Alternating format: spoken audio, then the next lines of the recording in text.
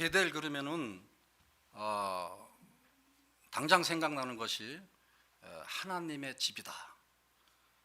야곱이 그 약속을 받은 그 장소에서 그 돌멩이로 이렇게 베개를 하고 잤었는데, 그 돌멩이를 쌓아가지고 그 단을 세웠는데 그것을 베델이라고 불렀다. 그리고 하나님의 집이라고 이렇게 했다고 했습니다. 그리고 그렇게 하면서 야곱은요, 하나님 앞에 나는 정말 여호와를 나의 하나님으로 모시고 살겠다. 그리고 앞으로 나는 하나님을 절대 배반하지 않고 살겠다. 이런 서원을 합니다.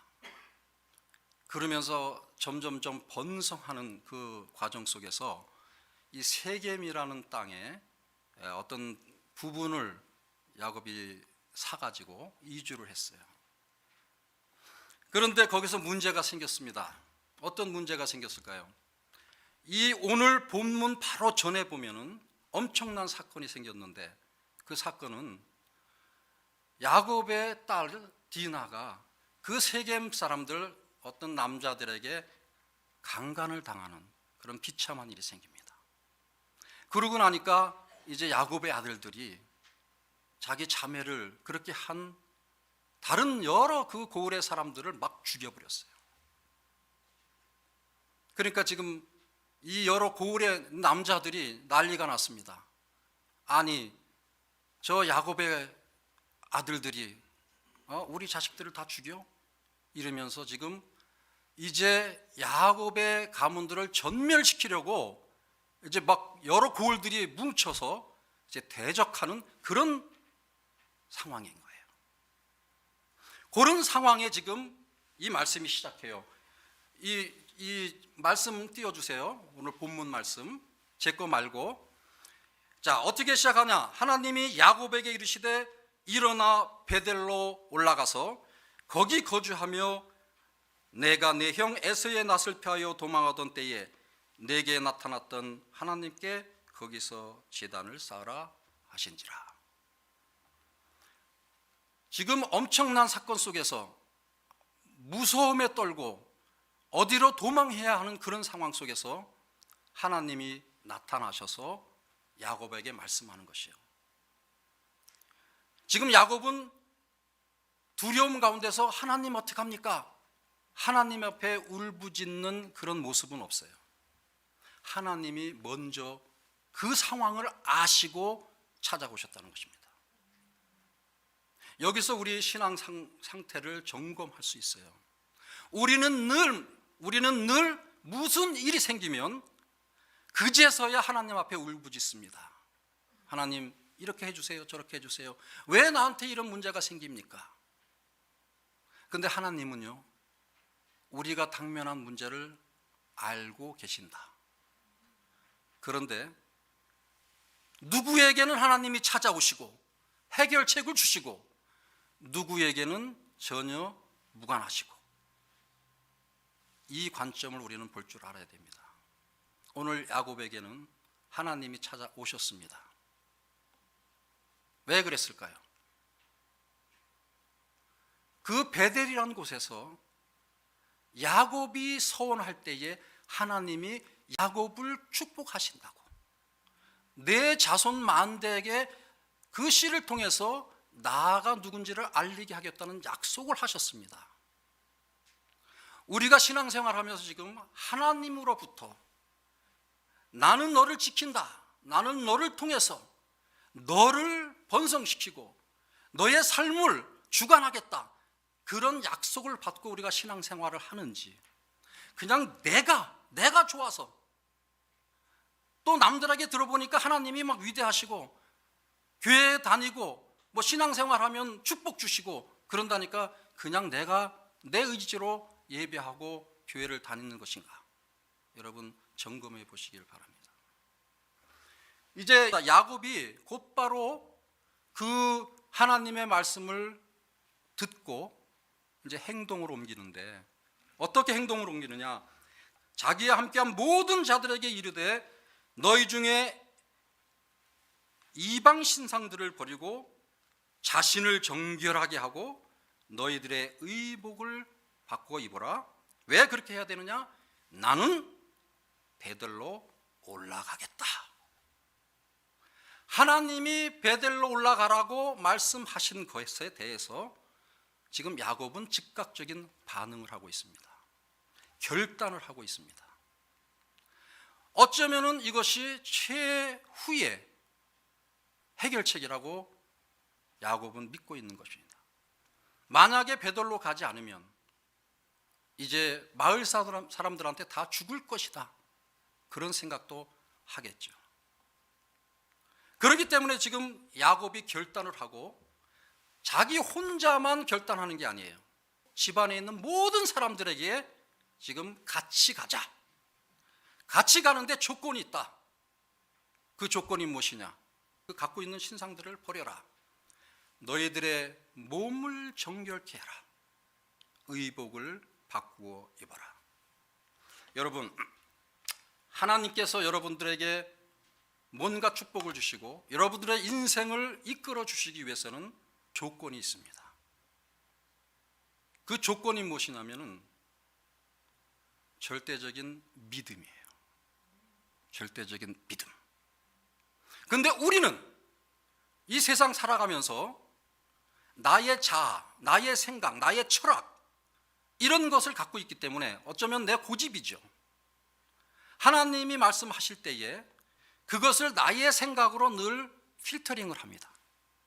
그래서 내 생각에 뭐가 일치가 된 것 같고 내가 하고자 하는 것에 하나님이 주시는 말씀이 맞으면 야, 이거 하나님 뜻이다 하고 아주 잘 행합니다.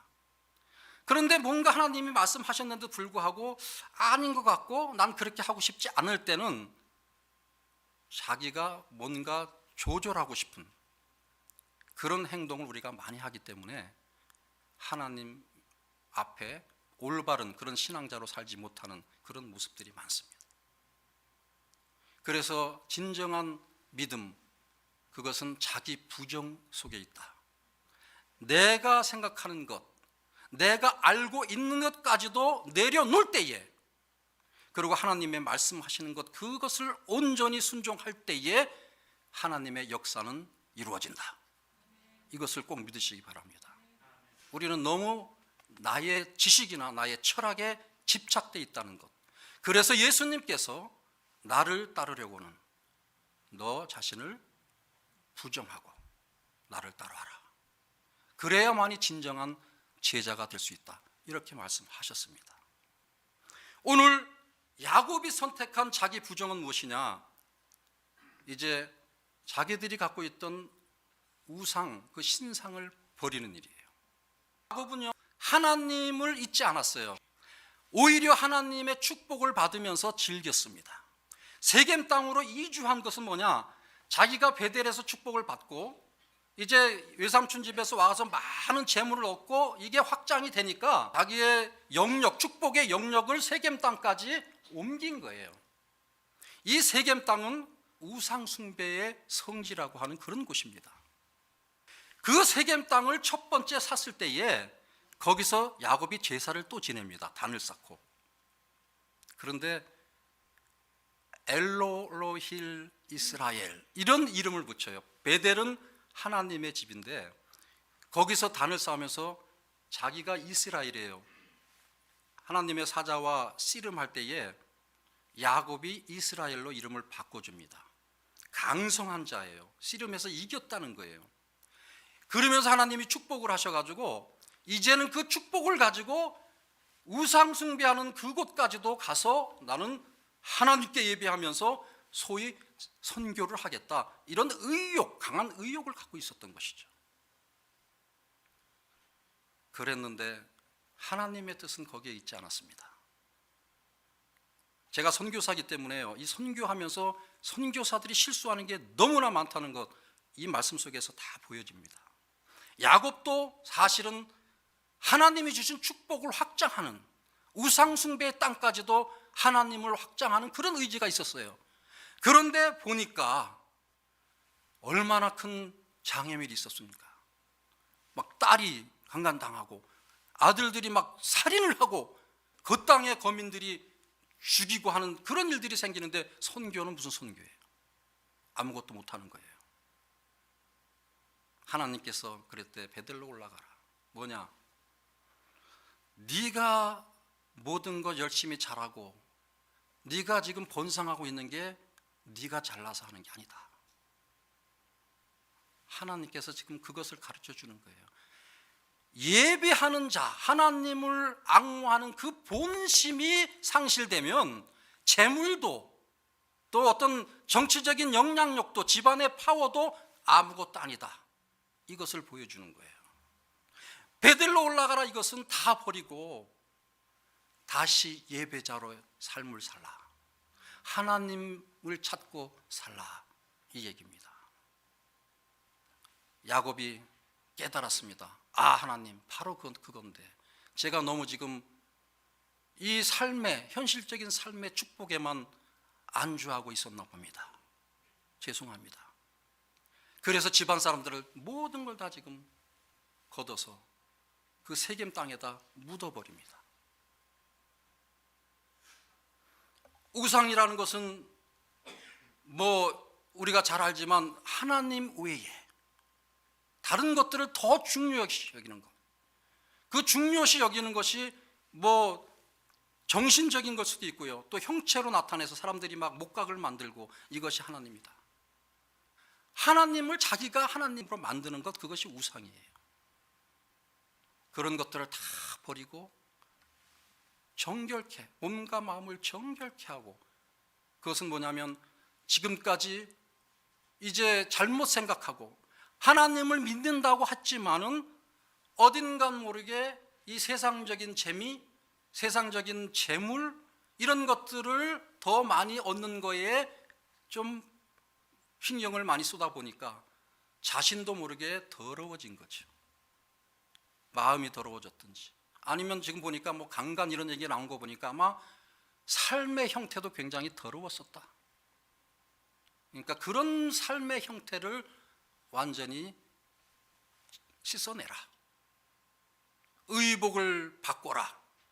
문화적인 겁니다. 문화적. 이 사람들이 지금 야곱의 집안들, 야곱의 식솔들이 우상을 갖고 있었고 더러운 행동을 했었고 의복까지도 지금 사실은 그 세겜 땅의 문화에 동화돼서 그 사람들이 입었던 의복을 입고 있었다는 거죠. 문화적으로도 이미 동화가 돼서 하나님의 사람의 그 모습대로 살지 못하고 이 세상 사람들이 사는 모습에 그대로 빠져서 같이 살고 있었다는 거예요. 구별이 없었다는 것입니다. 이제 베델로 올라가기 위해서 야곱은 그 모든 것을 버려야 된다. 하나님보다 더 우선주의로 당신들이 만든 하나님을 버려야 되고, 육체적으로 정신적으로 더티하게 더럽게 살았다면 오늘 이 순간 정결케 해야 되고, 이 문화와 짝하면서 하나님이 말씀으로 이렇게 살려고 예비하며 살려고 했던 그런 것들을 오히려 세상적인 재미에 빠져서 세상적으로 살았던 여러분들의 그 문화적인 옷을 벗어라. 야곱은 강력하게 식솔들에게 말했습니다. 식솔들이 어떻게 했어요? 즉시로 따랐습니다. 그 말씀이 옳아서 따를 수도 있고요, 아니면 따르지 않으면 자기들 다 죽을 거라는 걸 알기 때문에 따를 수밖에 없는지 모르지만, 어떻든 이 상황은 야곱의 말에 모두가 다 순종하고 자기가 갖고 있던 모든 신상을 다 주고 주위에 있던 고리까지도 다 줬다. 그래서 야곱이 그것을 걷어다가 세겜 땅에다 묻고 그들은 떠났다. 이렇게 말씀하고 있어요. 여러분, 하나님이 원하시는 예배의 장소, 그곳에 가면 하나님이 삶을 주관하시고 인도하시고 축복하십니다. 그런데 우리가 우리의 것을 버리지 않는 한 하나님의 전으로 갈 수도 없을 뿐더러 간다 할지라도 하나님은 축복하시지 않는다는 것이죠. 그렇기 때문에 우리가 먼저 버려야 할 것이 있습니다.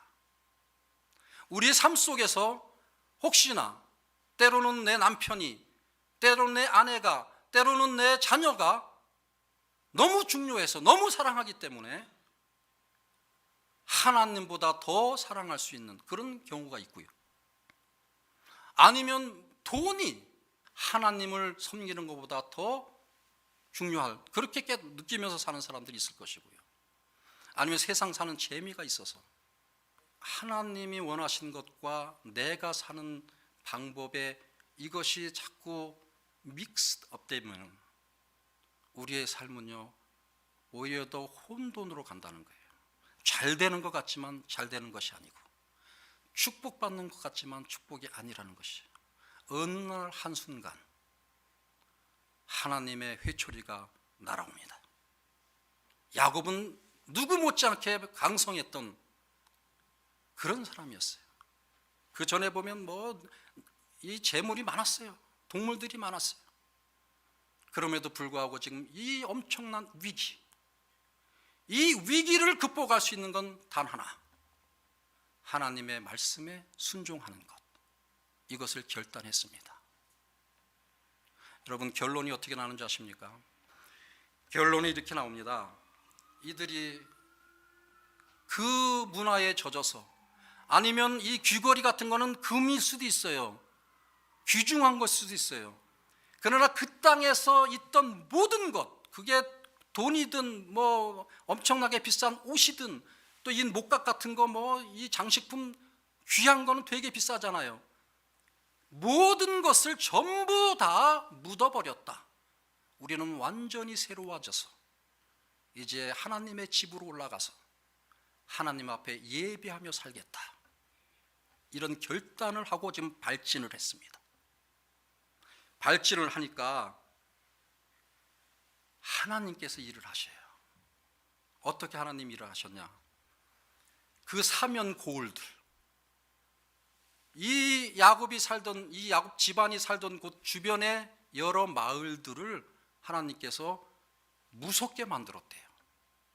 사람들이 지금 야곱네가 지금 도망가네, 저 집안이 지금 도망가네, 가만 놔둘 수 없지.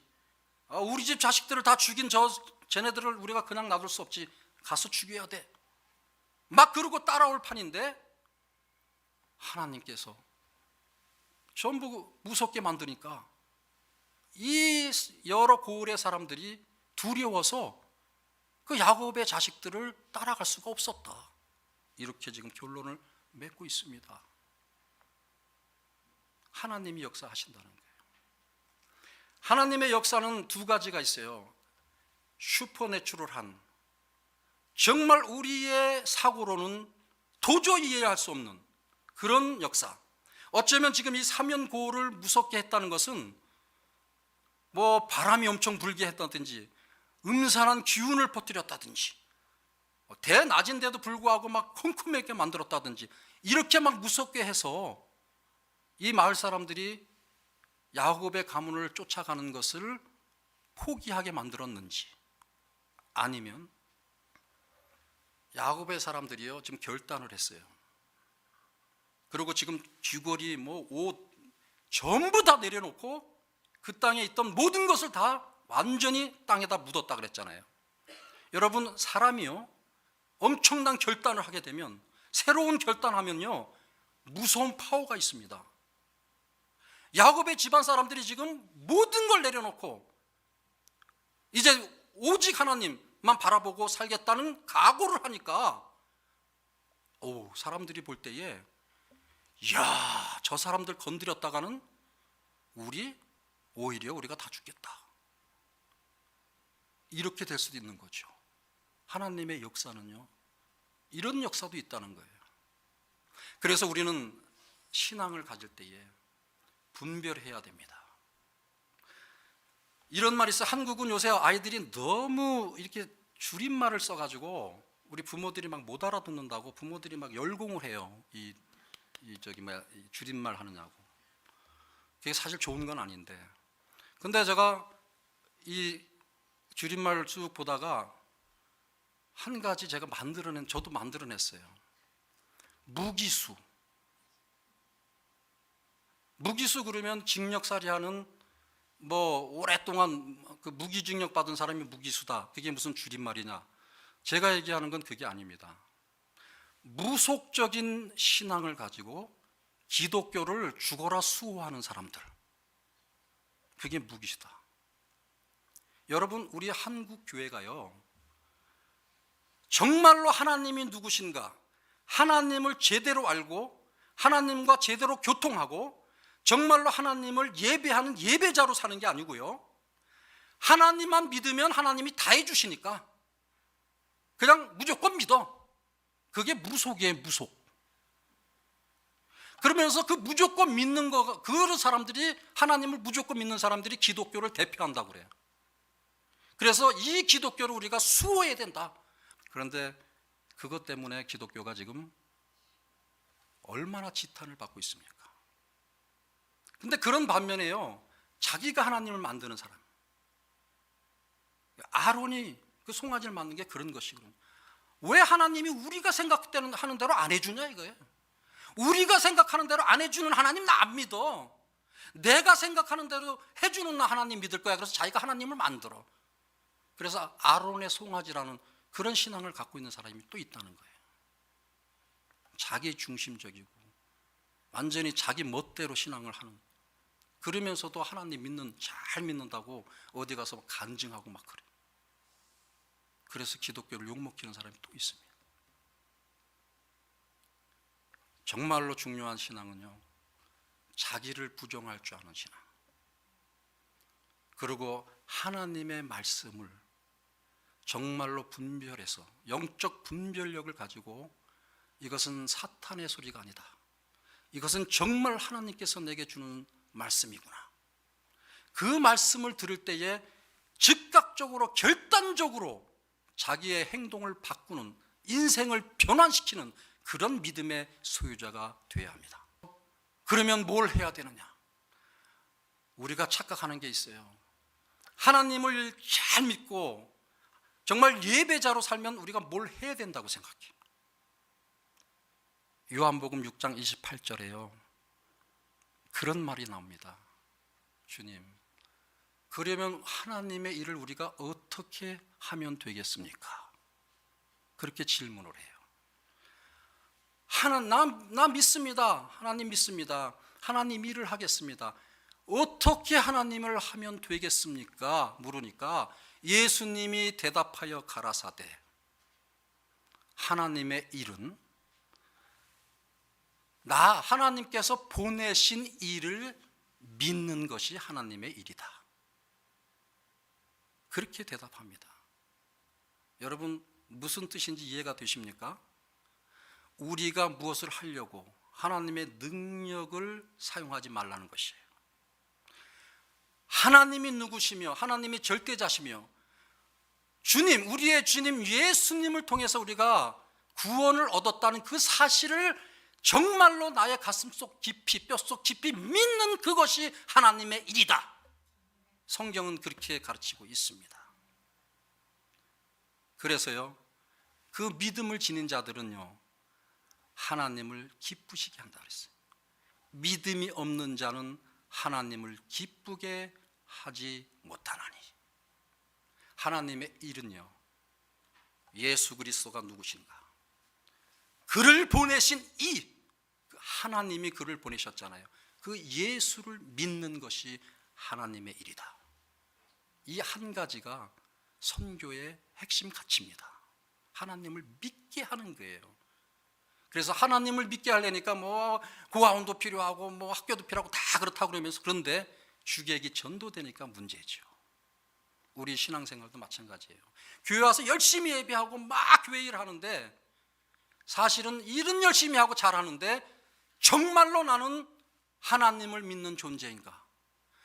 정말 중요한 건 믿음인데 그 믿음이 어떠한 믿음이냐?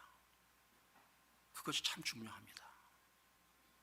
그래서 성경 로마서에 보면요, 믿음으로 하지 않는 모든 것이 죄다.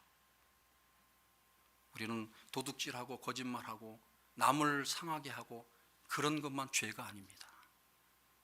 하나님을 믿지 못하는 것, 예수님, 하나님께서 독생자를 이 땅에 보내서 구원의 통로로 열어주셨는데 그 구원의 통로로 오신, 십자가에 달려 돌아가신 그 예수를 믿지 않는 그것이 죄라는 거예요. 그러니까 우리 모두는 이제부터 하나님 일에 열성을 교회 일에 열성을 내지만 근본적으로 중요한 것, 예배자로서의 삶, 정말 주님이십니까?